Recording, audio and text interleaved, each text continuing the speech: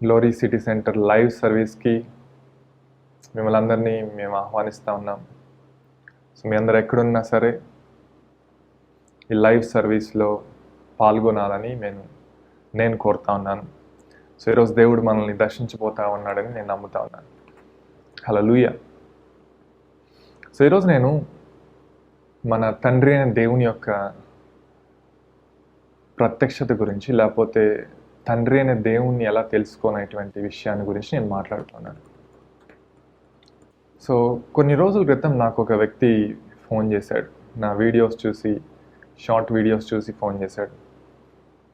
So అతను నాతో మాట్లాడుతూ ఉన్నప్పుడు అతను ఎలా మాట్లాడాడంటే, దేవుడు నన్ను క్షమిస్తాడా, నేను చేసిన తప్పులు, నేను చేసిన వాటిని చూసి, లేకపోతే వాటిని బట్టి దేవుడు నన్ను క్షమిస్తాడా, లేకపోతే నన్ను శిక్షిస్తాడా, నాకెందుకు భయంగా ఉంది, ఒక నెల రోజుల నుంచి నేను భయపడుతూ ఉన్నానని అతను చెప్తా ఉన్నాడు. సో అతనికి కొన్ని విషయాలు మాట్లాడి కొన్ని చెప్పి నేను ఏం చేయాలో చెప్పాను, ప్రార్థన చేశాను. సో ఇలాగా చాలామంది మనం చూస్తూ ఉంటాం. ఈ లైవ్ చూస్తున్న మీలో కూడా ఒకవేళ వాక్యం తెలియకపోతే చాలామంది ఉంటారు. దేవుడు అంటే ఎవరో సరిగా అర్థం కానటువంటి స్థితిలో కొన్నిసార్లు కేవలం ఫాలో అవుతూ ఉంటాం, జస్ట్ వెంబడిస్తూ ఉంటాం. కొన్నిసార్లు కేవలం మనం దేవుడు ఉన్నాడని నమ్ముతాం, కానీ మనం ఆయన ఎవరో సరిగా తెలుసుకోలేనటువంటి స్థితిలో ఉంటాం. సో ఈ ఉదయకాలం దేవుడు మనకి తన యొక్క స్వభావాన్ని, నిజంగా దేవుడు ఎవరో మనకి ప్రత్యక్షపరచుకుంటాడని నేను నమ్ముతా ఉన్నాను. హల్లెలూయా. దేవుడు ఎవరంటే ఆయన ఒక తండ్రి మనకి. ఆయన పరలోకపు తండ్రి. ఆయన మనకు ఒక తండ్రి అయినాడు. ఆమేన్. సో చాలాసార్లు మనం సువార్తను మనం మిస్ అవుతూ ఉంటాం. నిజమైనటువంటి పరిపూర్ణమైనటువంటి సువార్తను మనం మిస్ అవుతూ ఉంటాం. అదేంటంటే తండ్రి మన కోసం వెయిట్ చేస్తూ ఉన్నాడు, కనిపెడతా ఉన్నాడు. తండ్రి మనల్ని చూడాలని, మనల్ని చూసి సంతోషపడాలని ఆయన ఆశపడతా ఉంటాడు. ఆమేన్.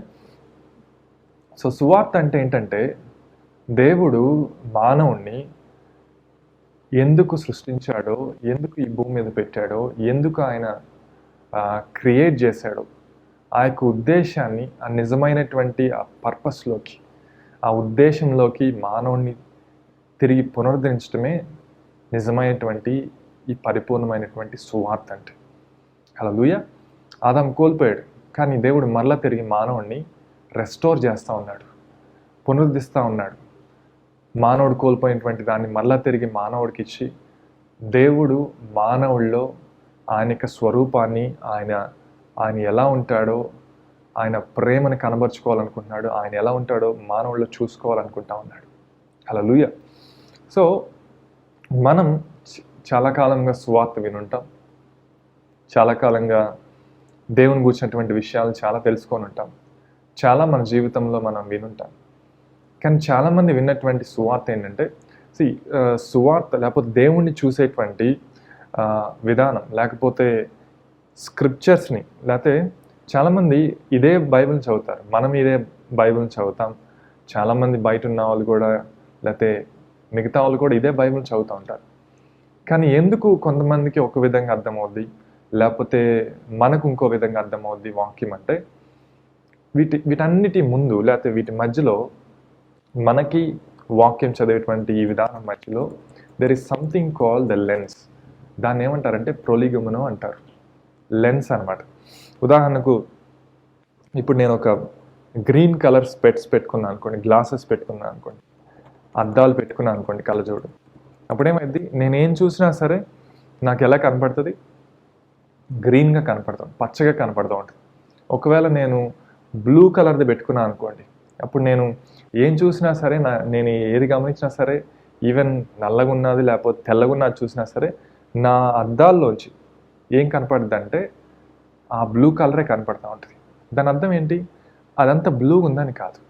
నేను ఏ లెన్స్తో చూస్తూ ఉన్నానో, నేను ఏ విధంగా, లేకపోతే ఏం పెట్టుకొని, లేకపోతే నాకు నా కళ్ళ ముందు నేను చూడబోయే ముందు ఏముందో దానిలోంచి నేను చూస్తాను. సో వాక్యం కూడా, స్క్రిప్చర్స్ కూడా, మనకి ఈ లేఖనాలు కూడా ఎలా అర్థమవుతాయి అంటే, మన మైండ్లో మనం ఆల్రెడీ ఏం తెలుసుకున్నామో దేవుని గురించి, ఏ ఆలోచనలు కలిగి ఉన్నామో, ఏ జ్ఞానం కలిగి ఉన్నామో దాంట్లోంచి మనం వాక్యం చదువుతూ ఉంటాం. దీని ఏమంటారంటే ప్రొలిగుమ్నం అంటారు.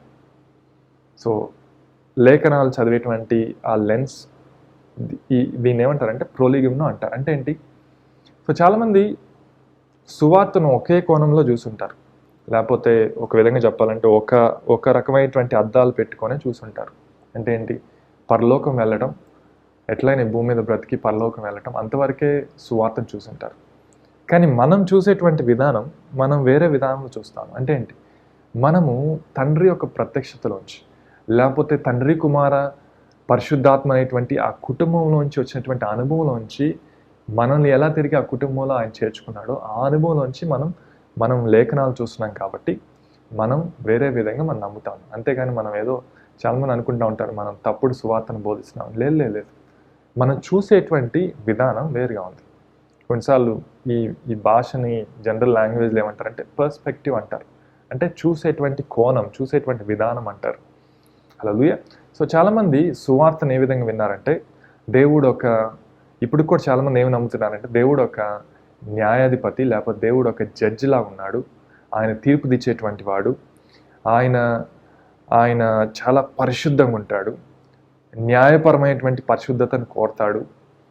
అంటే దేవుడు పరిశుద్ధంగా ఉండడని నేను చెప్పట్లేదు, న్యాయపరమైనటువంటి పరిశుద్ధత. అంటే ఆయన పరిశుద్ధుడు కాబట్టి నువ్వు కూడా ఖచ్చితంగా ఉండాలి, నువ్వు కూడా సరిగా ఉండాలి, నువ్వు కూడా సరిగా లేకపోతే నేను ఊరుకోను, అలాంటిది ఆ విధంగా చూస్తారు. అదేవిధంగా పాపం అంటే ఏంటంటే ఏదైనా అనవసరమైన చేస్తే నీకు శిక్ష తప్పదు. సో నువ్వు తప్పు చేసావు, నువ్వు పాపం చేసావు కాబట్టి నీకు పనిష్మెంట్ ఉండాలి, నీకు శిక్ష ఉండాలి. ఆ న్యాయం నీ జీవితంలో న్యాయం తెచ్చబడి, లేకపోతే దేవుడు న్యాయం తీర్చేవాడు కాబట్టి ఆ న్యాయం నీ జీవితంలో ఏంటంటే నువ్వు శిక్షకు అర్హురాలు కాబట్టి నువ్వు శిక్ష చూడకుండా ఉండాలి. లేకపోతే చూడకుండా ఉండాలంటే నువ్వు పరలోకం వెళ్ళాలి. శిక్ష చూస్తావు, నువ్వు అన్నిటిని సరి చేసుకోకుండా తప్పును చేస్తున్నావు అంటే నువ్వు నరకం వెళ్తావు. ఈ విధమైనటువంటి సువార్తను మనం విన్నాం. అదేవిధంగా సో మనం చేసిన వాటన్నిటికీ యేసుప్రభువు వారు ఆయన సిలువలో తండ్రి ఏం చేశాడంటే యేసుప్రభువు వారిని మన కోసం చంపాడు. ఆయన మన కోసం మనం నమ్మే విషయం నేను చెప్పట్లేదు, చాలామంది జనరల్గా నమ్మేటువంటి విషయం చెప్తాను. యేసుప్రభువు వారు ఈ పాపాలన్నీ మనిషి చేస్తున్నాడు కాబట్టి ఈ మనిషి చేయకుండా యేసుప్రభువు వారిని తండ్రి ఏం చేశాడంటే చంపేశాడని నమ్ముతాం. ఎందుకంటే న్యాయం జరగాలి కాబట్టి. సో కాబట్టి ఇప్పుడు మనం ఫ్రీ అయిపోయాం, ఇంకా పరలోకం వెళ్తాం అనేటువంటి ఈ సువార్తను చాలామంది నమ్ముతారు. కొంతమంది ఇదే సువార్తను నమ్ముతూ ఉంటారు. కానీ ఈరోజు నేను ఒక వేరే రకమైనటువంటి విషయాన్ని నేను మాట్లాడుతూ ఉన్నాను. మీకు తెలిసింది అవ్వకపోవచ్చు. అదేంటంటే దేవుడు ఎవరంటే ఆయన తండ్రి, కుమార, పరిశుద్ధాత్మ, ఆయన ఒక కుటుంబంలో ఉన్నటువంటి దేవుడు. ఆయన కుటుంబాన్ని కలిగేటువంటి మిళితమైపోయినటువంటి దేవుడు ఆయన. అదేవిధంగా God is a relational God. ఆయన ఇప్పుడు న్యాయాధిపతి లేకపోతే ఒక తీర్పు దిచ్చేటువంటి దేవుడు కాదు. ఆయన సంబంధ బాంధవ్యాల్ని ఆశించేటువంటి దేవుడు. రిలేషన్షిప్స్ని లేకపోతే నీతో ఒక సంబంధాన్ని ఆశించేటువంటి దేవుడు. ఇప్పుడు రక్షణ అంటే ఏంటంటే ఆ సంబంధాన్ని లేకపోతే ఆ సహవాసాన్ని ఆశపడుతున్నటువంటి దేవుణ్ణి తెలుసుకోవటం, నోయింగ్ డాడీ గాడ్, ఆ పరలోకపు తండ్రిని తెలుసుకోవటం, ఆయన్ని అనుభవించటమే రక్షణ అంటే నువ్వు ఆయన తెలుసుకోకుండా దూరంగా ఉన్నావు కాబట్టి ఆయన తెలుసుకొని ఆయనలో ఉన్నటువంటి నిత్య జీవాన్ని నువ్వు అనుభవించటమే నిజమైనటువంటి రక్షణ ఆయన అనుభవించకుండా ఆయన తెలుసుకునే కొంది నువ్వు అనవసరమైన వాటన్నిటిలోంచి నువ్వు బయటకు వస్తావు. సో ఇప్పుడు న్యాయం ఏంటి? న్యాయం అంటే ఏంటంటే రెస్టోరింగ్ ద రిలేషన్షిప్. తిరిగి కోల్పోయినటువంటి సంబంధాన్ని, లేకపోతే నువ్వు కోల్పోయినటువంటి సంబంధం, లేకపోతే మానవుడు కోల్పోయినటువంటి సంబంధాన్ని దేవుడు తిరిగి దాన్ని పునరుద్ధరించటమే న్యాయం అంటే ఇప్పుడు. సో మనం నమ్మేటువంటి సువార్త అది. హల్లెలూయా. యేసుప్రభువు వారు ఆయన భూమి మీద ఉన్నప్పుడు పరలోకం తీసుకువెళ్తానని ఆయన ఎప్పుడు మాట్లాడలేదు. పరలోకం లేకపోతే పరలోక రాజ్యం అనేటువంటి పదం వాడినప్పుడు, మత్తయి సువార్తలు ఎక్కువ వాడుతూ ఉన్నప్పుడు అది వేరే అర్థం వస్తుంది. నేను ఇంతకుముందు మెసేజ్లో నేను చెప్పాను. కానీ యేసుప్రభువు వారు ఆయన భూమి మీదకి వచ్చినప్పుడు ఆయన ఏ విషయం గురించి ఎక్కువ మాట్లాడుతూ ఉన్నారంటే తండ్రిని తెలుసుకోవటం, లేకపోతే తండ్రితో ఒక సహవాసంలోకి రావటం, లేకపోతే నిత్య జీవం, ఆయనలో ఉన్నటువంటి జీవం, నిత్యమైనటువంటి ఆ జీవం గురించి మాట్లాడుతూ ఉన్నాడు. హల్లెలూయా. సో సువార్త అంటే ఏంటి? నిజమైనటువంటి సువార్త. యాక్చువల్గా సువార్త అనేటువంటి పదం బైబిల్లోది కూడా కాదు. మీకు తెలియకపోతే తెలుసుకోండి ఈరోజు. సువార్త, ఈ గాస్పల్ అనేటువంటి పదం ఎవరిదంటే రోమన్స్ది. వాళ్ళు ఒక కొత్త ప్రాంతానికి వెళ్ళినప్పుడు, లేకపోతే ఒక కొత్త ఏరియాకి వెళ్ళి, లేకపోతే ఒక కొత్త ప్రదేశానికి వెళ్ళి అక్కడ దాన్ని దోచుకొని లేకపోతే దాన్ని ఆక్రమించాలనుకున్నప్పుడు, వీళ్ళు కొత్త దానికి వెళ్ళినప్పుడు వీళ్ళు ఏం అంటారంటే, ముందు వెళ్ళినటువంటి వాళ్ళు గాస్పల్ గాస్పల్ గాస్పల్ అని వాళ్ళు ప్రకటిస్తారు. అంటే ఏంటి? ఆ ప్రాంతాన్ని కూడా రోమన్స్ వచ్చి లేకపోతే రోమీలు వచ్చి దాన్ని కూడా స్వాధీనం చేసుకున్నారని వాళ్ళు ప్రకటిస్తూ ఉంటారు.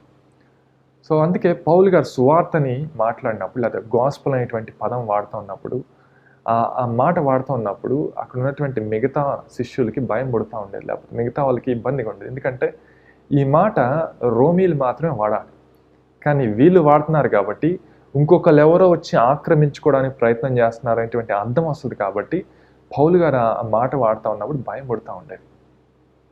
ఇప్పుడు అర్థమవుతూ ఉంటుంది నిజంగా సువార్త అంటే ఏంటి, యేసుప్రభువు నిజంగా తెచ్చినటువంటి సువార్త ఏంటి.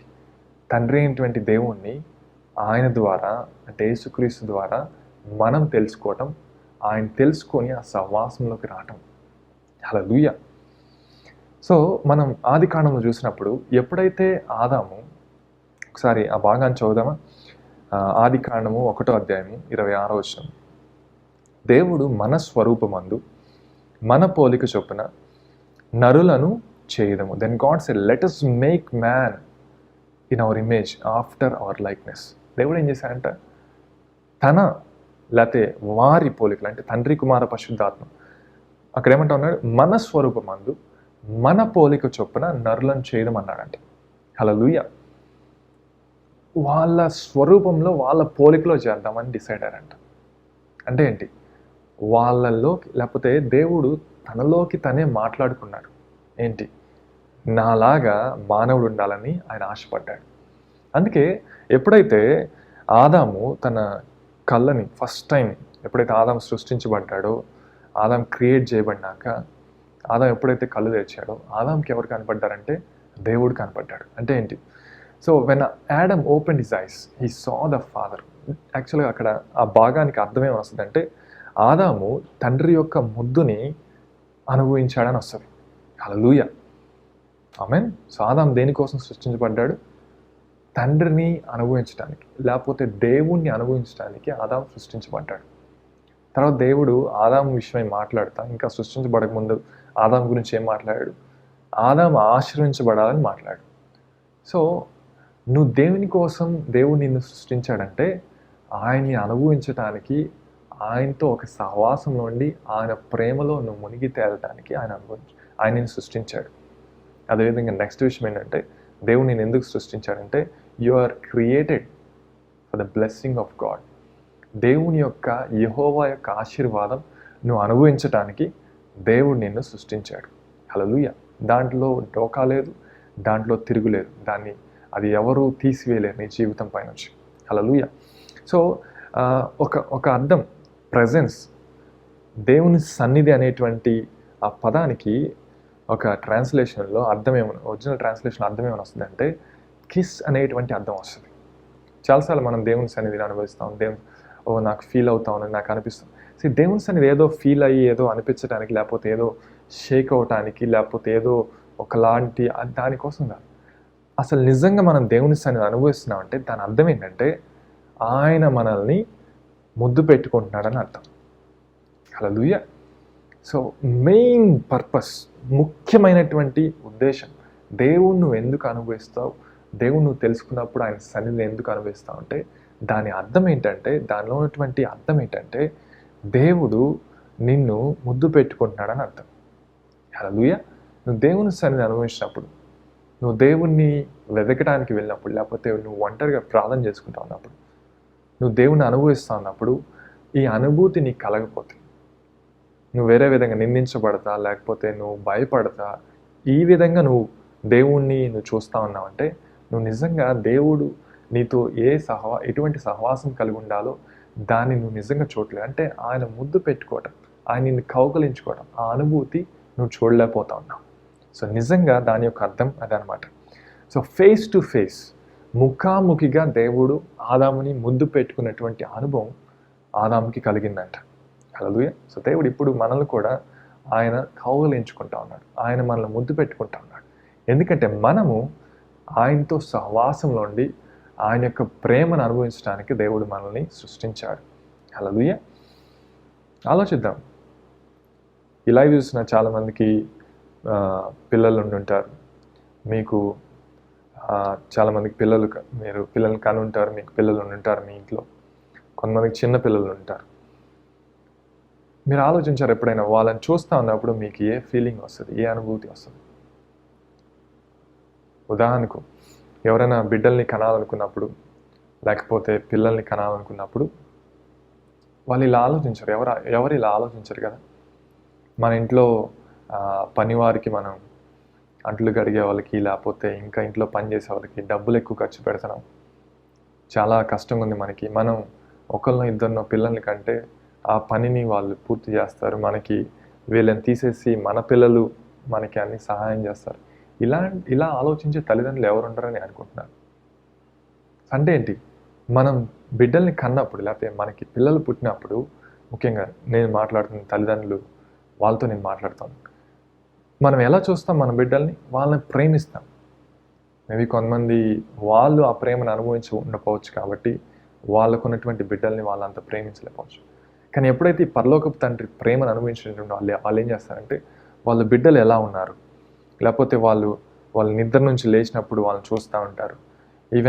ఈవెన్ మా పాప కూడా, స్టేసీ కూడా మా కోసం వెయిట్ చేస్తూ ఉంటుంది. నిద్ర లేచినప్పుడు ఎప్పుడు వచ్చి ఆమెని పలకరిస్తాం, ఎప్పుడు వచ్చి ఆమెని ముద్దు పెట్టుకుంటామని చూస్తూ ఉంటాం. అంటే ఏంటి, మన బిడ్డలు మనం ఎలా చూస్తామో అదేవిధంగా నీ పరలోకపు తండ్రి కూడా, నువ్వు ఆయన కుమారుడివి, ఆయన కుమార్తె కాబట్టి నిన్ను కూడా ఆయన అలా చూస్తూ ఉంటాడు. నిన్నేదో పని మనిషిలాగా, లేకపోతే నిన్నేదో బానిసలాగా ఆయన చూడు. ఈ ఉదయకాలం నేను ఏం మాట్లాడుతున్నా అంటే, ఒకవేళ ఈ వాక్యం చూస్తే ఇంకా మీకు ఆ అనాథ స్వభావం ఉంటే, దేవుడు అంటా ఉన్నాడు, నిన్ను అనాథగా నేను సృష్టించలేదు. నిన్ను అనాథగా నేను చేయలేదు. నిన్ను చేతగాని వాళ్ళలాగా, నిన్నేదో పని మనిషిలాగా నేను చేయలేదు. నిన్ను కుమారుడిగా, కుమార్తెగా నేను చేశానని ఆయన మీకు జ్ఞాపకం చేస్తూ ఉన్నాడు. హల్లెలూయా. సో మన బిడ్డలు మనకి ఏం తీసుకొస్తారంటే, they bring pleasure to us. Pleasure అంటే ఆనందము, సంతోషం, అదే కాదు, దానికంటే ఉన్నతమైంది. వాళ్ళని చూసినప్పుడు మనకు లోపల ఒకలాంటి అద్భుతమైనటువంటి అనుభూతి కలుగుతూ ఉంటుంది.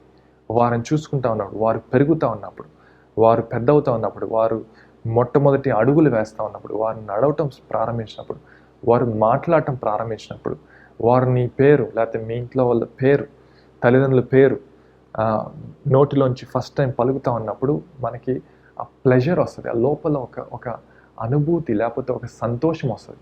అది చెప్పలేనటువంటి ఆనందం కలుగుతూ ఉంటుంది. అలాగే దేవుడు మనల్ని కూడా చూసినప్పుడు అలా ఫీల్ అవుతాడంట. హల్లెలూయా.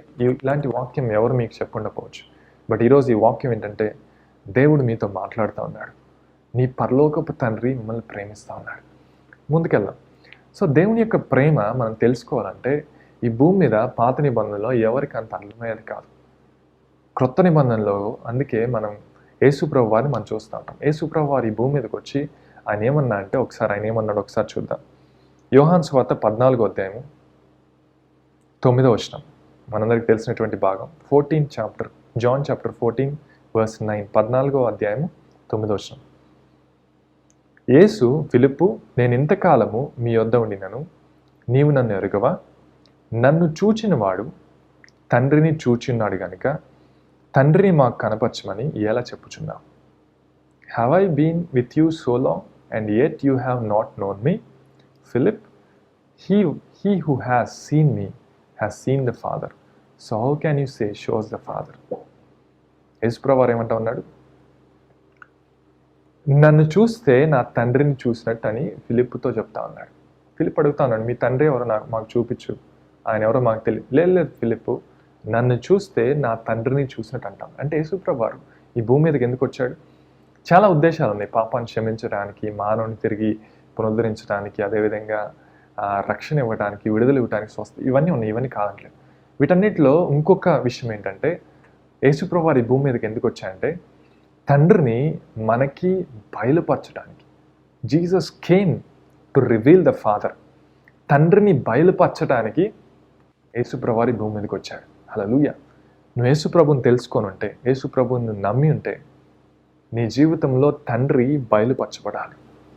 ఆ ముఖ్యమైనటువంటి ఉద్దేశం నెరవేరిపోతే నువ్వు దేవుణ్ణి ఎలా చూస్తావంటే ఒక శిక్షించేటువంటి దేవుడిగా, ఒక ఒక యజమానుడిలాగా, లేకపోతే ఒక దూరంగా ఉండి న్యాయాన్ని తీర్చేటువంటి దేవుడిలాగా నువ్వు చూస్తావు.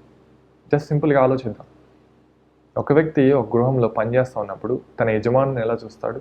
ఏమన్నా అయితే ఏమన్నా చేస్తారేమో, నా పనిలోంచి నన్ను తీసేస్తారేమో, నేనేమో తప్పు చేస్తే శిక్షిస్తారేమో అలా చూస్తాడు. కానీ ఒక కుమారుడు తన ఇంట్లో ఉన్నటువంటి తండ్రిని, తల్లిని ఎలా చూస్తాడు? యజమానుడిలాగా చూడు. తను ప్రేమించేటువంటి తల్లిదండ్రులని చూస్తాడు, తండ్రిని చూస్తాడు. తన్ని ప్రేమించి, తనని హత్తుకొని, తన అనవసరమైన వాటిని క్షమించి, కరెక్ట్ చేసి, వాటిని సరిదిద్దేటువంటి ఒక తండ్రిని చూడగలుగుతాడు. హల్లెలూయా. అలాగే యేసుప్రభు దేనికోసం ఈ భూమి మీదకి వచ్చాయంటే మన పరలోకపు తండ్రిని, ఒక ప్రేమించేటువంటి తండ్రిని బయలుపరచడానికి ఈ భూమి మీదకి వచ్చాడు. హల్లెలూయా. ఒకసారి ఈ మాట కూడా ఒకసారి చూద్దాం. యోహాను సువార్త 17వ అధ్యాయము 3వ వచనం. John chapter 17. ఇది తెలిసినటువంటి భాగం, బట్ ఈరోజు మనలో ఒకసారి మనం చూద్దాం. యోహాను సువార్త 17వ అధ్యాయము 3వ వచనం. అద్వితీయ సత్యదేవుడు అయిన నిన్నును నీవు పంపిన యేసుక్రీస్తుని ఎరుగొటే నిత్య జీవం. ఎవరంట? అద్వితీయ సత్యదేవుడు అయిన నిన్నును నీవు పంపిన యేసుక్రీస్తుని ఎరుగుటే నిత్య జీవం. Knowing the father and knowing the son is eternal life. నిత్య జీవం అంటే ఏంటి? ఆ పరలోకపు తండ్రిని తెలుసుకోవటం. అదేవిధంగా ఆ పరలోకపు తండ్రి ఎవరిని ఈ భూమి మీద పంపించాడు? యేసు ప్రభుని తెలుసుకోవటం. వీరిని తెలుసుకోవటమే నిత్య జీవం. హల్లెలూయా. సో ఒకసారి ముందుకెళ్దాం. ఈరోజు లూకాసు వార్తలోకి వెళ్దాం. ఒకసారి లూకాసు వార్త 15వ అధ్యాయము 1వ వచనం. ఒకప్పుడు సమస్తమైన సుంకరులను, పాపులను ఆయన బోధ వినుటకు ఆయన దగ్గరకు వచ్చుచుండగా.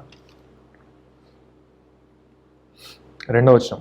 పరిసయ్యులను, శాస్త్రులను వచ్చి చూచి ఇతడు పాపులను చేర్చుకొని వారితో కూడా భోజనం చేయుచున్నాడని చాలా సనుక్కొనిరి.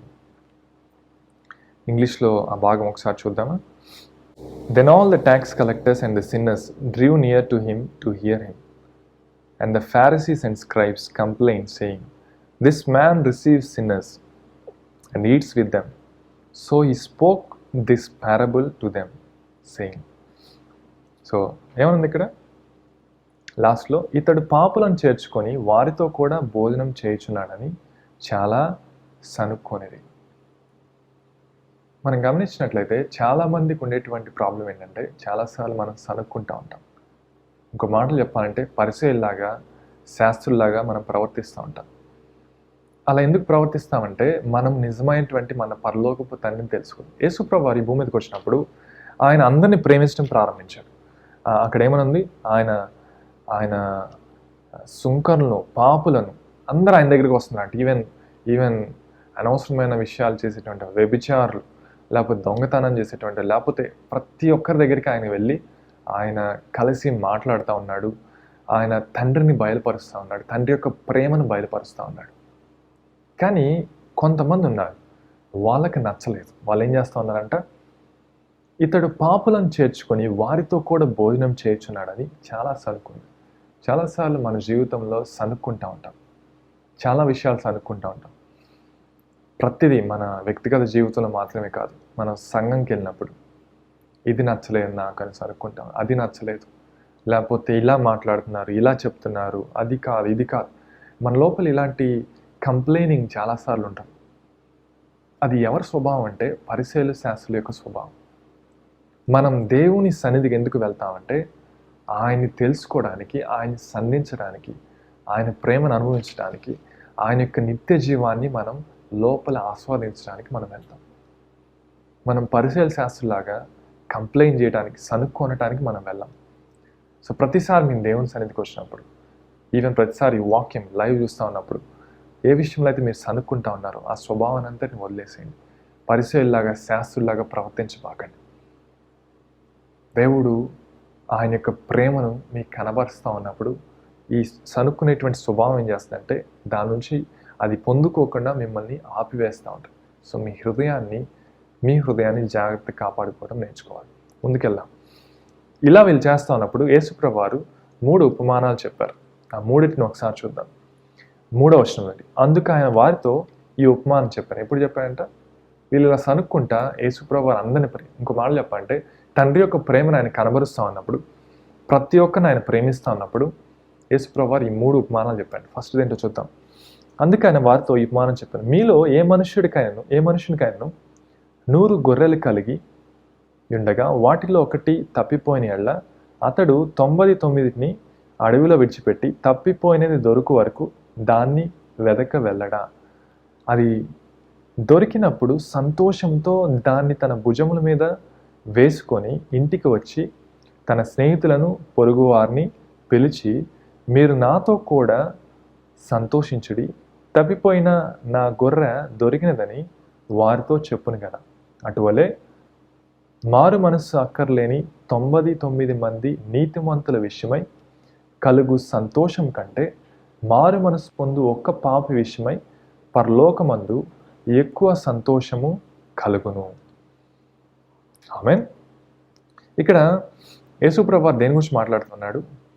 99 గొర్రెలు ఉన్నా సరే, ఒక్క గొర్రె తప్పిపోయినా సరే కాపరి ఏం చేస్తాడంట, వెళ్ళి ఆ ఒక్క గొర్రెను ఆయన కనుగొని ఆ ఒక్క గొర్రె కోసం ఆయన ప్రాణం పెట్టి దాన్ని కనుగొని ఏం చేస్తాడంట, అది దొరికేంత వరకు వెతికి తన భుజాల మీద వేసుకొని ఇంటికి తీసుకొచ్చి మిగతా వాళ్ళందరికీ చెప్తా అంట. ఏమని చెప్తా అంట? తప్పిపోయి నా గొర్రె దొరికినది నేను వారితో చెప్పాను కదా. 7వ వచనం. అటువలే మారు మనసు అక్కర్లేని 99 మంది నీతిమంతుల విషయమై కలుగు సంతోషం కంటే. ఇక్కడ దేవుడు ఏమంటావనంటే, చాలామంది ఉంటారు, వాళ్ళు మార్పు చెందడానికి ఇష్టపడరు, వాళ్ళు స్వభావాన్ని మార్చుకోవడానికి ఇష్టపడరు. వాళ్ళందరికంటే ఈ లైవ్ చూస్తున్న మీరు ఒక్కళ్ళు అవ్వచ్చు. మీరు తప్పిపోయారని చెప్పట్లేదు, కానీ మీరు ఆయన యొక్క ప్రేమను అనుభవించకుండా దానికోసం కనిపెడతా ఉండొచ్చు.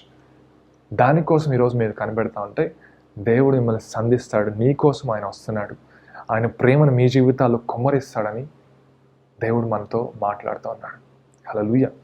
తర్వాత 8వ వచనంలోకి వెళ్దాం. 2వ ఉపమానం చూద్దాం.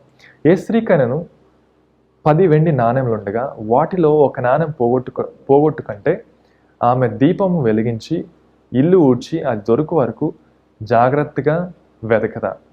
అది దొరికినప్పుడు తన చెలికత్తెలను పొరుగువారిని పిలిచి నాతో కూడా సంతోషించుడి, నేను పోగొట్టుకున్న నాణెము దొరికినదని వారితో చెప్పును కదా. అటువలే మారు మనసు పొందు ఒక పాపి విషయమై దేవుని దూతల ఎదుట సంతోషం కలుగునని మీతో చెప్పుచున్నాను. ఆమేన్. సో ఈ ఉపమానాలు మీరు చాలాసార్లు వినుంటారు, కానీ ఈరోజు నేను మరలా మీకు వినిపిస్తాను. ఎందుకంటే దేవుడు ఒక ఉన్నతమైన అనుభవాన్ని మనకు తెరవబోతున్నాడు. హల్లెలూయా. సో ఇక్కడ యేసుప్రభువు వారు ఏమంటారు, ఒక స్త్రీ 10 వెండి నాణెములు ఉండగానే వాటిలో ఒక నాణెం పోతే అంట ఆమె ఏం చేస్తుందంట, ఆమె దీపం వెలిగించి ఇల్లు ఊడ్చి అది దొరికేంత వరకు జాగ్రత్తగా వెతికిద్దంట. 10 ఉన్నా సరే దాంట్లో ఒక్కటి పోతే దానికోసం దీపం వెలిగించి వెతుకుతూ ఉంటుందంట. హల్లెలూయా. సో ఇక్కడ యేసుప్రభువు వారు ఏం మాట్లాడుతూ ఉన్నారంటే, పరిశుద్ధాత్మ మనల్ని వెలుగులోకి తీసుకురావడం గురించి మాట్లాడుతాం. ఈ ఉపమానం యొక్క అర్థం అది. సో 3వది కూడా చదివినాక మనం మళ్ళీ ఒకసారి చూద్దాం. తర్వాత 11వ వచనం. మరియు ఆయన ఇట్లా 3వ ఉపమానం. ఒక మనుషునికి 2 కుమారులు ఉండ్రి. వారిలో చిన్నవాడు, తండ్రి ఆస్తిలో నాకు వచ్చు భాగమిమ్మని తన తండ్రిని అడుగ అతడు వారికి తన ఆస్తిని పంచిపెట్టాను.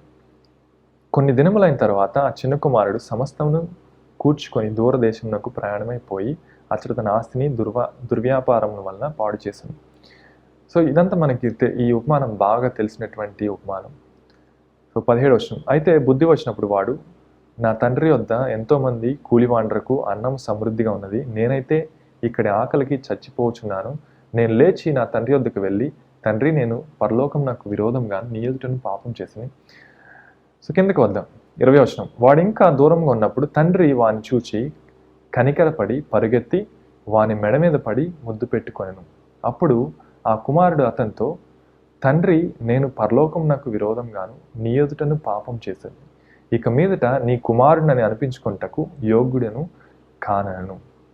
అయితే తండ్రి తన దాసులను చూచి ప్రశస్త వస్త్రం త్వరగా తెచ్చి వీని కట్టి వీని చేతికి ఉంగరం పెట్టి పాదములకు చెప్పులు తొడిగించుడి. క్రొవ్విన దూడను తెచ్చి వధించుడి, మనము తిని సంతోషపడదాము. ఈ నా కుమారుడు చనిపోయి మరలా బ్రతికని, తప్పిపోయి దొరికనని చెప్పాను.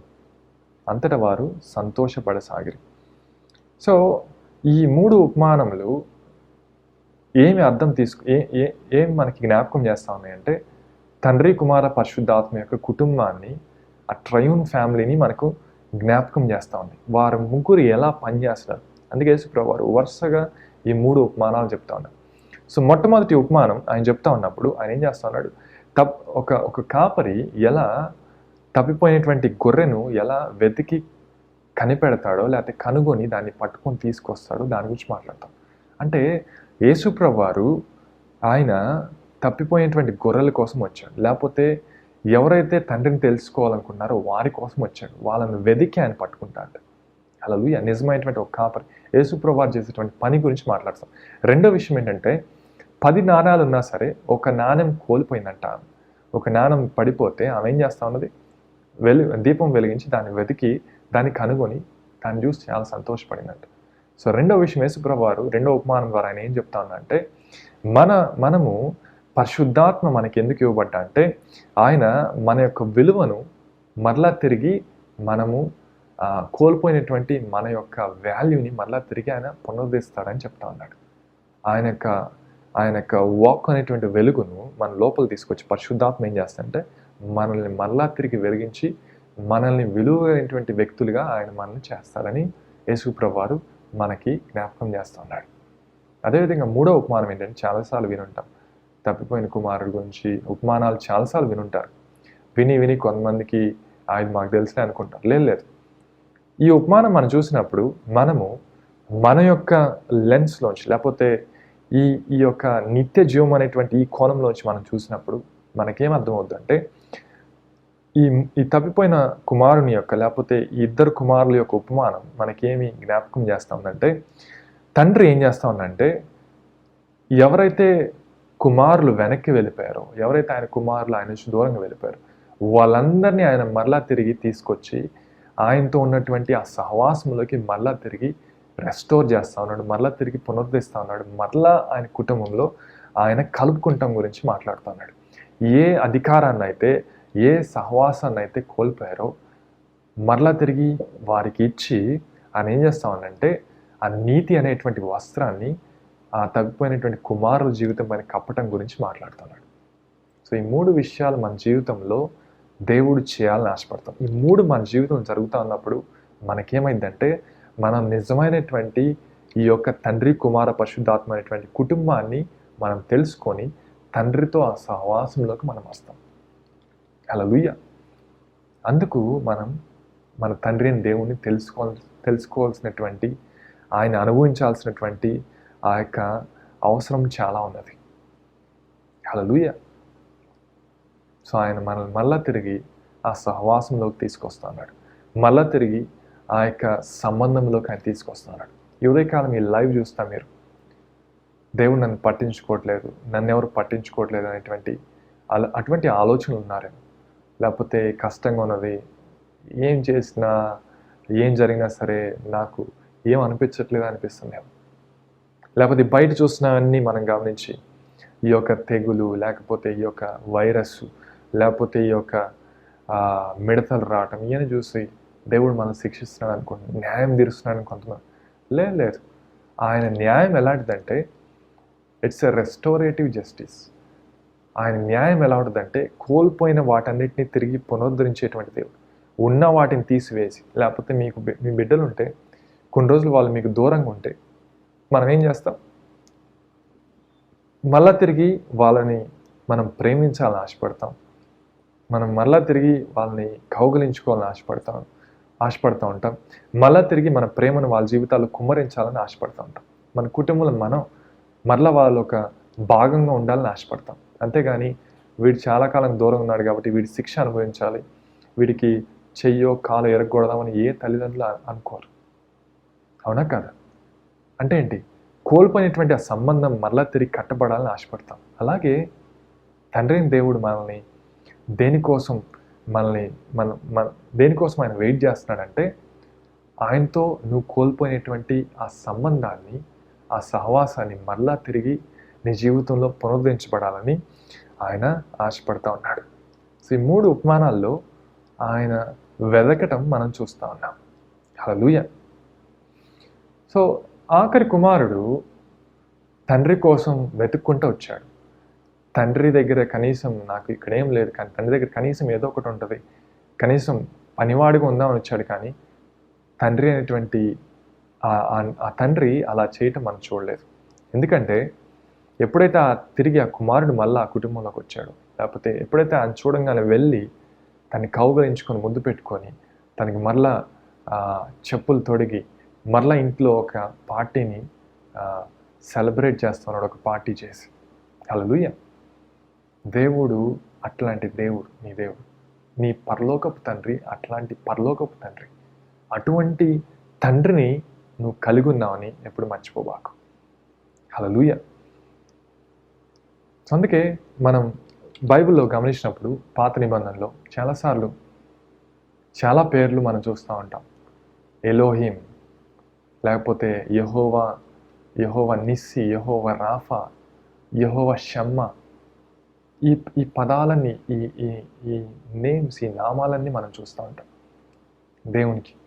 కానీ యేసుప్రభువు వారు ఈ భూమి మీదకి వచ్చినప్పుడు ఆయన యెహోవా రాఫా, యెహోవా నిస్సి అని మనకి పరిచయం చేయాలి. యేసుప్రభువు వారు ఏం పరిచయం చేశాడంటే తన తండ్రిని అబ్బా అని పరిచయం చేశాడు.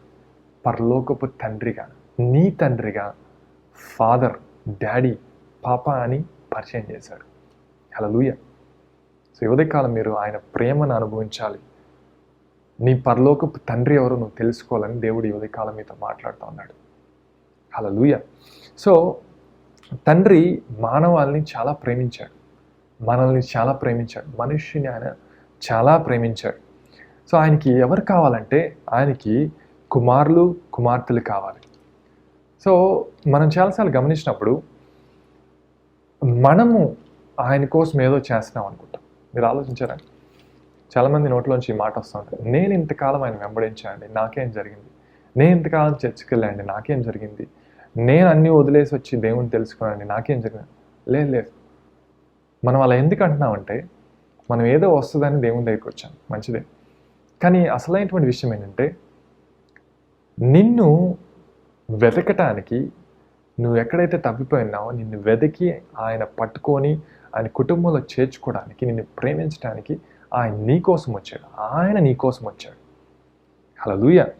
సో అందుకే ఆయన నీ కోసం వచ్చి, యేసయ్య మన కోసం ఏం చేస్తాడంటే ఆయన ప్రాణాన్ని పెట్టాడు. హల్లెలూయా. సో ఈ విషయం మనం చాలాసార్లు మర్చిపోతూ ఉంటాం. సో అందుకే సరే ఆలోచిద్దాం. నువ్వేదో దేవుని కోసం ఏదో చేస్తున్నావు అనుకుందాం. సో మన జీవితాన్ని, లేకపోతే మన జీవితంలో ఉన్నటువంటి విషయాల్ని మనం వదిలేయడానికి ఇష్టపడతాం, కొన్ని లేదు. సో మన జీవితం ఆయనకి ఇచ్చినప్పుడు అదేంటంటే నిజమైనటువంటి సువార్త అన్నమాట. సో మనం పూర్తిగా ఆయనకి సమర్పించుకున్నప్పుడు అప్పుడు ఏమైందంటే ఆయన మన ఓన్లీ వన్ సోర్స్గా అవుతాడు. ఒకే ఒక ఆధారం లేనప్పుడు అప్పుడు నిజంగా నువ్వు ఆయన్ని ప్రేమిస్తా, నిజంగా నువ్వు ఆయన అనుభవిస్తున్నట్టు అర్థం. హల్లెలూయా. సో ఈడెనంటే ఏదేనంటే దాని అర్థం ఏంటంటే ప్లెజర్ అనమాట.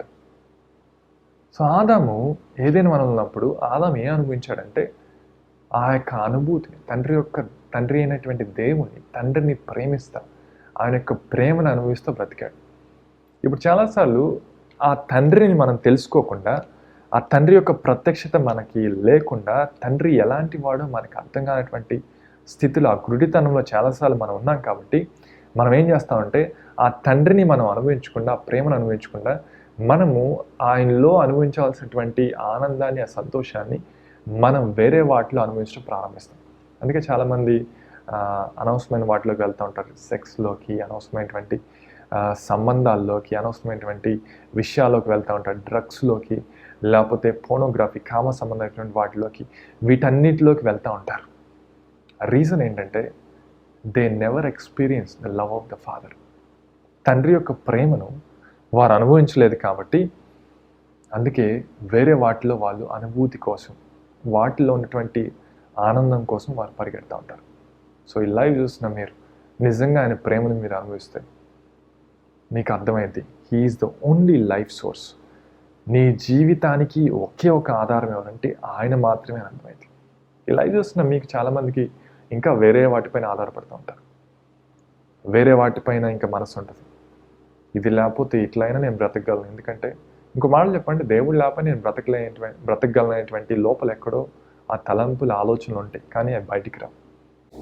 మనం ఏం చేయాలంటే తండ్రి యొక్క ప్రేమలోకి వచ్చి ఆయన అనుభవించి, ఆయన యొక్క కౌగిట్లోకి వచ్చి, ఆయన యొక్క ఆర్మ్స్లోకి, ఆయనని మనం హత్తుకునేటువంటి అనుభవంలోకి మనం ప్రతిరోజు రావాలి.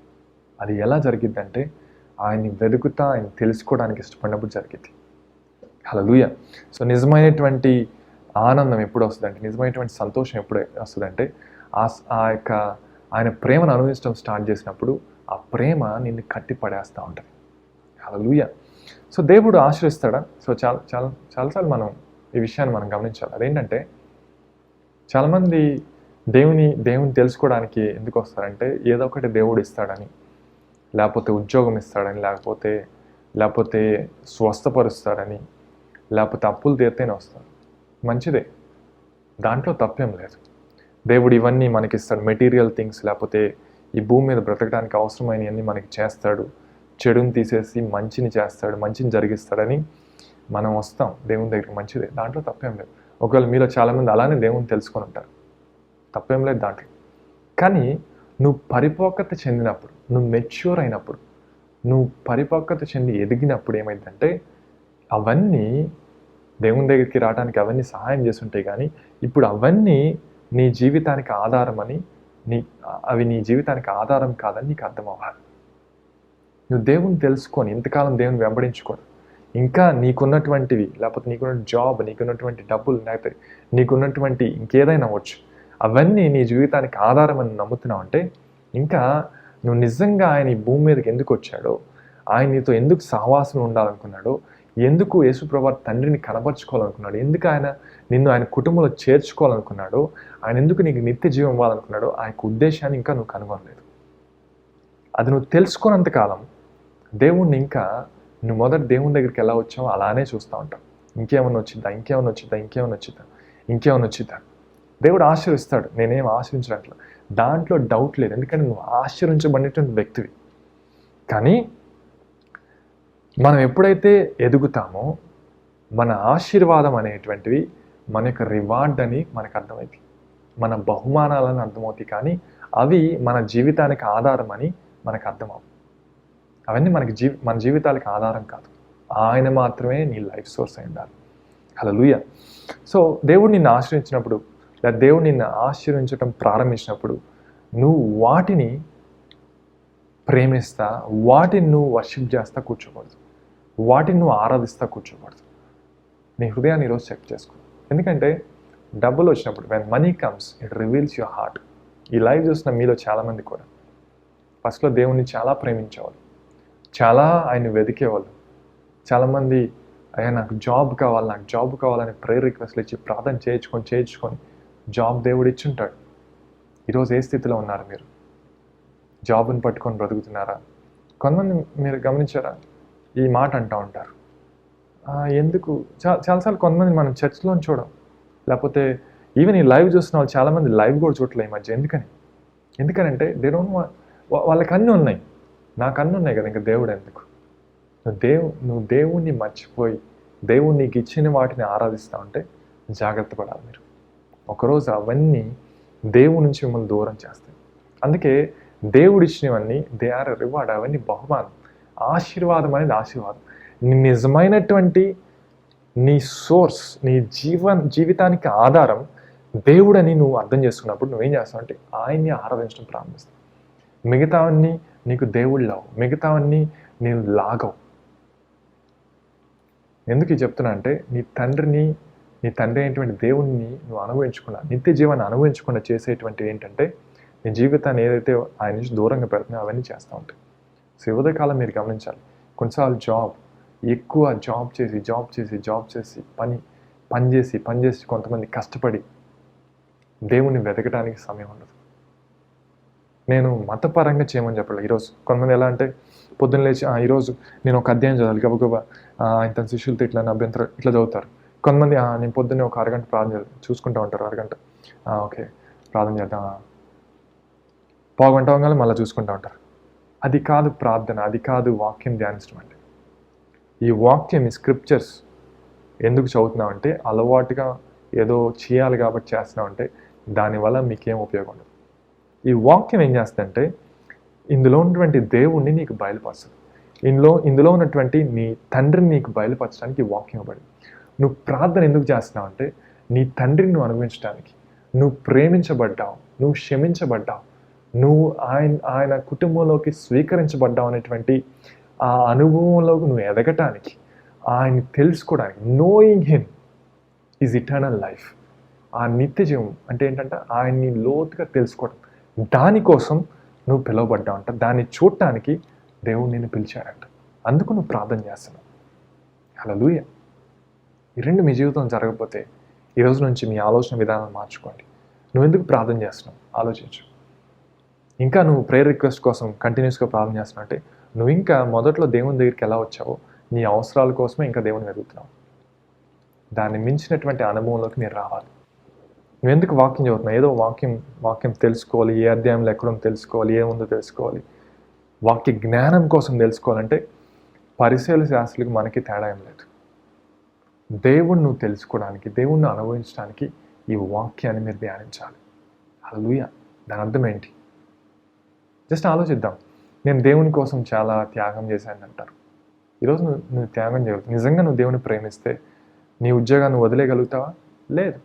ఎందుకంటే నీకెక్కడో లోపల అదే నా ఆధారమని నీకు అర్థమైంది. నేను ఉద్యోగాలు వద్దు చేయొద్దని అనట్లా. జస్ట్ నీ హృదయాన్ని చెక్ చేసుకోమని చెప్తాను. ఈ ఉద్యోగం లేనప్పుడు నువ్వు దేవునితో ఎలా ఉన్నావు? ఈ ఉద్యోగం వచ్చినాక ఎలా ఉన్నావు? వివాహం చేసుకోకముందు నువ్వు దేవునితో ఎలా ఉన్నావు? వివాహం చేసుకున్నాక ఎలా ఉన్నావు? నేనేమంటున్నా అంటే ఎంత సమయం గడుపుతున్నావు అని కాదు పాయింట్. అదే ప్రేమ నీలో ఉన్నదా? అదే మొదటి ప్రేమ నీలో ఉన్నదా? అదే అనుభూతి నీకు కలుగుతూ ఉందా? ఇప్పుడు మళ్ళీ కలుసుకున్నప్పుడు అదే దేవుణ్ణి అనుభవించగలుగుతున్నావా? లేకపోతే కొంతమంది వివాహం అయ్యేటప్పుడు దేవుణ్ణి అమ్మేసుకుంటారు. వాళ్ళ క్యాస్ట్ కోసం అన్యులను చేసుకుంటారు, లేకపోతే ఇంకా దేనికోసమో అన్యులు చేసుకుంటారు, లేకపోతే కట్నం కోసం, లేకపోతే కులం కోసం, లేకపోతే మతం కోసం, లేకపోతే ఇంకా దేనికోసం, లేకపోతే డబ్బుల కోసం. వీటన్నిటి కోసం వాళ్ళు దేవుణ్ణి ఎప్పుడో కొంతమంది అమ్మేసి ఉంటారు. దేవుడు అంటా ఉన్నాడు, నువ్వు రెండో కుమారుడిలాగా నువ్వు దూరంగా వెళ్ళిపోయినా సరే మరలా తిరిగి నేను నిన్ను పిలుస్తున్నా అంటున్నాడు. ఎందుకంటే ఆయన ప్రేమను నీకు కనబర్చి నీలో తన్ని చూసుకోవాలని ఆయన ఆశపడతా ఉన్నాడు. హల్లెలూయా. గమనిద్దాం, అబ్రహాం ఆశ్రయించబడ్డాడు, అవునా కదా? అబ్రహాంకి వేల జంతువులు, స్థలము, లేకపోతే ఆయనకి లేనిదంటూ లేదు. కానీ అబ్రహాము ఏమని పిలువబడ్డాడు? దేవుని యొక్క స్నేహితుడిగా పిలువబడతా ఉన్నాడు. సో ఆశ్రయించబడటం అనేది అది దేవుని నుంచి నిన్ను దూరం చేస్తుందని నమ్మబాకు. నీ హృదయం సరిగా ఉంటే నువ్వు దేవునితో ఎప్పుడు ఉండగలుగుతావు. యోబుని చూద్దాం. యోబుకి వేల క్యామెల్స్ ఉన్నాయంట, వేల గొర్రెలు, జంతువులు ఉన్నాయంట. ఇంకో మాటలు చెప్పాలంటే కొన్ని 14,000 ఏమి ఉన్నాయంట. ఆలోచిద్దాం. ఆ రోజుల్లో ఒక ఒంటె లేకపోతే ఒక జంతువు అలా ఉందంటే ఈ రోజుల్లో ఆలోచిద్దాం. సింపుల్గా ఒక కారుతో సమానం అనుకుందాం. యోబుకి 10,000 కార్లు ఉన్నాయి అనుకుందాం. అయినా కానీ దేవుడు యోబుని చూసినప్పుడు ఏమంటున్నాడు? యోబు నీతిమంతుడు అంటున్నాడు. హల్లెలూయా. అంటే దేవుడు నిన్ను ఆశీర్వదిస్తే నువ్వు దేవుడి నుంచి దూరంగా వెళ్ళిపోమని కాదు. దాని అర్థం ఏంటంటే ఆశీర్వాదం ఎప్పుడైతే ఇది కేవలం దేవుడు ఇచ్చేటువంటి ఆశీర్వాదం, ఇది నాకు బహుమానం, ఇది కేవలం ఇది ఎక్కడ ఉండాలి అక్కడ ఉండాలి, నా హృదయంలో ఆయన స్థానం ఏంటంటే ప్రథమ స్థానం, ఆయన తప్ప ఈ హృదయంలో ఎవరికి స్థానం లేదని నీకు అర్థమైనప్పుడు దేవుణ్ణి నువ్వు పూర్తిగా ప్రేమించి అనుభవించగలుగుతావు. సో నేను పోవర్టీ గాస్పుల్ నమ్మట్లా, లేకపోతే మేము పేదలుగా ఉండి అలానే బ్రతకమని చెప్పట్లే ఎవరు. అటువంటి సువార్త బైబిల్లో లేదు. కొంతమంది అలా చెప్పేవాళ్ళు బాగానే ఉంటారు, కానీ మిగతా సంఘస్థులందరూ గవర్నమెంట్ స్థితిలో ఉంటారు. లేదు, మీరు నమ్మట్లేదు. నేనేం చెప్తున్నా అంటే, దేవుడు ఆశ్రయించేటువంటి దేవుడు, కానీ నీ హృదయంలో ఆయనకి మొట్టమొదటి స్థానం ఉండి ఆయనతో నువ్వు సమయం గడుపుతా, ఆయన తెలుసుకుంటా, ఆయన ప్రేమిస్తా నువ్వు బ్రతకగలిగితే దేవుడు నిన్ను యోబులాగా ఆశించగలడు, దేవుడు నిన్ను అబ్రహాంలాగా ఆశించగలడు. కానీ నువ్వు దేవుని తెలుసుకొని, యోధ యేసు ప్రభుతోనే నడిచాడు, జీవించాడు, యేసు ప్రభుతోనే కలిసి జీవించాడు, అన్నీ చూశాడు అని. కానీ యోధ యొక్క హృదయము యేసు ప్రభు వారికి దూరంగా ఉన్నది. అందుకే సమయం వచ్చినప్పుడు 30 వెండి నాణాలకి యేసు ప్రభుని నమ్మేశాడు. కొన్నిసార్లు నువ్వు దేవుణ్ణి నీ దేవుడు బాగా తెలుసు, దేవుణ్ణి నువ్వు బాగా ప్రేమిస్తాను అనుకోవచ్చు, కానీ నీ హృదయం వేరే వాటి మీద ఉండొచ్చు. యువతికాలం దేవుడు ఏం జ్ఞాపకం చేస్తున్నాడంటే, దేవుడు మనల్ని ఆశీర్వదిస్తాడని చెప్తా ఉన్నాడు, దేవుడు మనల్ని బ్లెస్ చేస్తాడు. కానీ వాటన్నిటికంటే ముందు నీ హృదయం దేనిపైన ఉందో చూడు. కొంతమందికి ఈ టైంలో కొంతమందికి శాలరీస్ రావట్లేదు, కొంతమందికి హాఫ్ శాలరీస్ వస్తున్నాయి, కొంతమంది డబ్బులు లేక ఇబ్బంది పడతా ఉన్నారు. నీ హృదయం దేని మీద ఉన్నది? ఏమీ లేనప్పుడు అయ్యా నువ్వే నా ఆధారం అని చెప్పడం చాలా ఈజీ ఎవరికైనా. అన్నీ ఉన్నప్పుడు అయ్యా నువ్వే నా ఆధారం అని చెప్పగలుగుతావా? నీకు ఉద్యోగం ఉండి కూడా ఇప్పుడు శాలరీ రాకపోయినా ప్రభా నువ్వే నా ఆధారం అని చెప్పగలుగుతావు. ఇంకా చాలామంది ఆ గుడ్డితనంలో ఉన్నారు. చాలామంది ఇంకా మానసికంగా దేవుని తెలుసుకున్నారు. కొంతమంది చూసి గమనిస్తే దేవుని తెలుసుకుంటా ఉన్నారు. కొంతమంది యూదాలాగా ఉన్నారు. పరిస్థితులు వచ్చినప్పుడు మన వారి కోసం, లేకపోతే మన కులం, లేకపోతే వేటి కోసమో, అన్యుల కోసం, లేకపోతే అనవసరమైనవి చేస్తూ ఉంటారు, దేవుని నమ్మేస్తూ ఉంటారు. when time comes your heart will be revealed. అందుకే ఈరోజు గమనించుకొని హృదయంలో ఎవరున్నారు, నువ్వు పూర్తిగా నిజంగా ఆయన ప్రేమించగలుగుతావు. యేసు ప్రభువు ఈ భూమి మీదకి ఎందుకు వచ్చారంటే తండ్రిని నీకు బయలుపరచడానికి, తండ్రిని నీకు కనబరచడానికి. నీ హృదయం ఎప్పుడు పరీక్షించబడింది అంటే అన్నీ ఉన్నప్పుడు పరీక్షించబడింది. జస్ట్ కళ్ళు మూసుకుందాం. I want you to experience him today. ఆయన నిన్ను సంధించగలిగితే ఈరోజు నీ జీవితంలో పెను మార్పులు కలుగుతాయి. జస్ట్ అడుగు, లార్డ్ ఎన్కౌంటర్ మీ, డాడీ ఎన్కౌంటర్ మీ. నీ తండ్రిగా ఆయన్ని పిలువు ఈరోజు. అబ్బా యు ఆర్ మై ఫాదర్, తండ్రి, అబ్బా తండ్రి అని మొరపెట్టేటువంటి ఆత్మని లోపలిచ్చాడంట. నువ్వు తండ్రిగా ఆయన పిలవగలుగుతావు ఈరోజు. ఆయన పరలోకపు తండ్రి. ఆయన కరెక్ట్ చేస్తాడు. ఆ విషయాలు నేను తర్వాత మాట్లాడతాను. కానీ ఆయన నీ పరలోకపు తండ్రి. ఈరోజు ఆయన ప్రేమను అనుభవించు. ఒకవేళ నిన్నెవరు ప్రేమించట్లేదని నువ్వు అనుకుంటున్నావు, అందరు నేను వదిలేశారని అనుకుంటున్నావు, అందరు నేను తృణీకరించాలనుకుంటున్నాము, లేకపోతే నీకు నిజమైనటువంటి సువార్త ప్రకటించబడలేదేమో, బోధించబడలేదేమో, లేకపోతే నువ్వు తెలుసుకోలేదేమో, ఇప్పుడు వరకు దేవుని మానసికంగా మైండ్తో ఆలోచిస్తా నాకు దేవుడు అర్థం కావట్లేదు ఈరోజు అంటున్నాడు. దేవుడు ఏమంటున్నాడు, he's asking you to come in to that experience. Is calling you. ఆయన నిన్ను పిలుస్తా ఉన్నాడు, ఆ అనుభవంలోకి నిన్ను పిలుస్తా ఉన్నాడు. ఆ అనుభూతిని నువ్వు కలిగి జీవించాలని ఆశపడతా ఉన్నాడు. ఎందుకంటే మానవుడు ఏం కోల్పోయాడు, తిరిగి మరలా నీకు నాకు ఆయన ఇచ్చాడు. Holy Spirit, fill them with your presence of God. ఈ లైవ్ ఎవరైతే చూస్తా ఉన్నారో ప్రభా, వారి జీవితంలో మీ సన్నిధి కుమ్మరించబడి నేను మాట్లాడుతూ ఉన్నాను. Encounter them O God, encounter them. వారిని సంధించండి, నీ ప్రేమతో సంధించండి. నువ్వు నీ పరలోకపు తండ్రి అనుభవించటం, ఆయన్ని చూడటం నీ జీవితంలో ప్రారంభిస్తే నీ లైఫ్ ఇంకొక అనుభవంలో ఉంటుంది. నువ్వు పరిపక్వత చెందినటువంటి జీవితాన్ని జీవిస్తావు. నువ్వు ఉద్యోగానికి బానిసే బ్రతుకో, నువ్వు నీ పనికి బానిసే బ్రతుకో, నువ్వు డబ్బులకి బానిసే బ్రతుకో, నువ్వు వాటిని ఎక్కువ ప్రేమిస్తా బ్రతుకో. అవన్నీ ఉంటాయి, అవన్నీ రావని నేను అనట్లేదు. Because you are blessed. ఆదాము దేవుడు ఆశ్రయించాడంటే, ఎందుకంటే ఆదాము ఆశ్రయించబడాలి అంతే. అది ఆయన యొక్క ఆశ.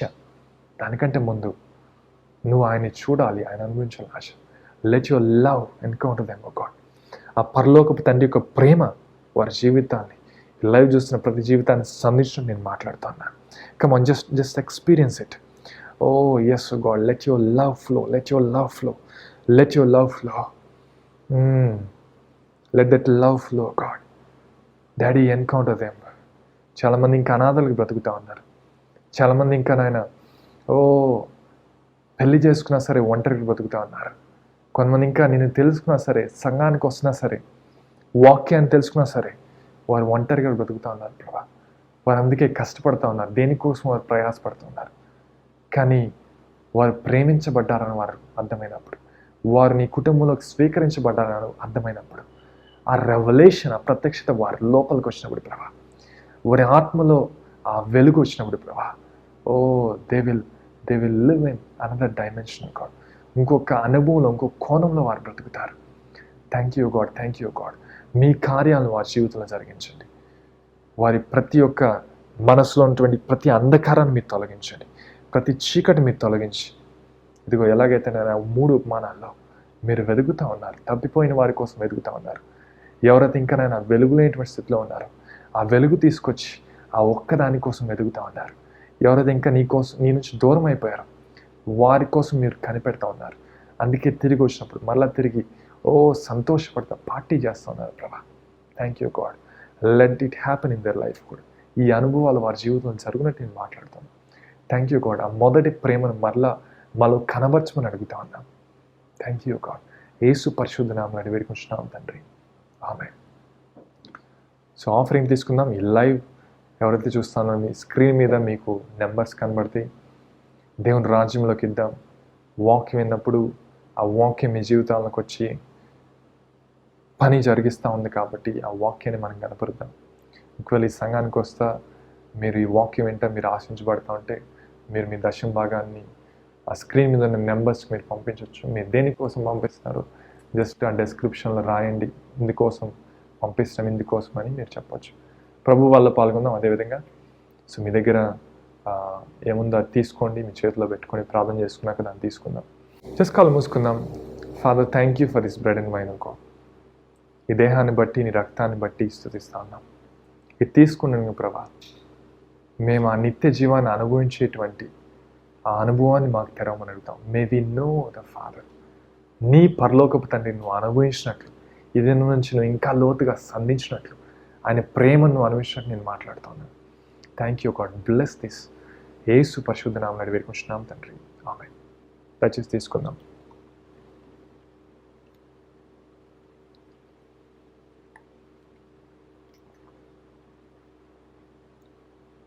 సో ఈరోజు కానీ రాబోతున్న వారంలో కానీ ఎవరైనా బర్త్డే కానీ, ఎవరైనా వెడ్డింగ్ యానివర్సరీ కానీ, పుట్టినరోజు కానీ, లేకపోతే వివాహ దినాన్ని మీరు జరుపుకుంటా ఉంటే సో హ్యాపీ బర్త్డే, అదేవిధంగా హ్యాపీ వెడ్డింగ్ యానివర్సరీ. దేవుడు రాబోతున్న ఈ సంవత్సరంలో మిమ్మల్ని ఇంకా బహుగా దీవించి ఆశ్రయించి మీరు ఫలించినట్టు నేను మాట్లాడతాను. Thank you. ఆఖరి ప్రార్థన చేసుకుంటాం. Thank you for this time God. ఈ సమయాన్ని బట్టి మేము స్తుతిస్తా ఉన్నాం. మీ కార్యాలు మా జీవితంలో జరిగించండి. ఈ వాక్ మాలో క్రియారూపంలో తీసుకురండి. మానసికమైన అనుభవంలో కాకుండా ప్రభా, దేవా, మే వి నో యూ ఎక్స్పీరియన్షియలీ. అనుభూతిని మేము పొందుతూ ప్రభా, మిమ్మల్ని ఇంకా లోతుగా తెలుసుకొని దేవా, ఆ యొక్క అనుభవం మేము బ్రతుకున్నట్లు నేను అడుగుతా ఉన్నాను. Thank you God. ఈ లైవ్ చూస్తున్న ప్రతి వ్యక్తిని మీరు దీవించి ఆశ్రయించండి. మీ నామాన్ని మహిమపరచుకొని యేసు పరిశుద్ధ నామమున వేడుకుంటున్నాం తండ్రి. ఆమేన్. మన తండ్రి దేవుని యొక్క ప్రేమ, కుమారుని కృప, పరిశుద్ధ ఆత్మ యొక్క అనంత సహవాసం మనందరికీ సదాకాలం తోడైన గాక. Amen. Thank you. Next part next week ఉంటుంది. సో ఈవినింగ్ సర్వీస్ 6:30కి ఉంటుంది. సో ఇదే యూట్యూబ్ ఛానల్లో మీరు చూడవచ్చు. అదేవిధంగా సబ్స్క్రైబ్ చేసుకోండి ఇంకా లేటెస్ట్ మధ్య వారంలో వస్తున్న వీడియోస్ కోసం. సో ట్యూస్డే సర్వీస్ కూడా సాయంత్రం 8 గంటలకి ఇదే యూట్యూబ్ ఛానల్లో మీరు చూడవచ్చు. Thank you. Bless you.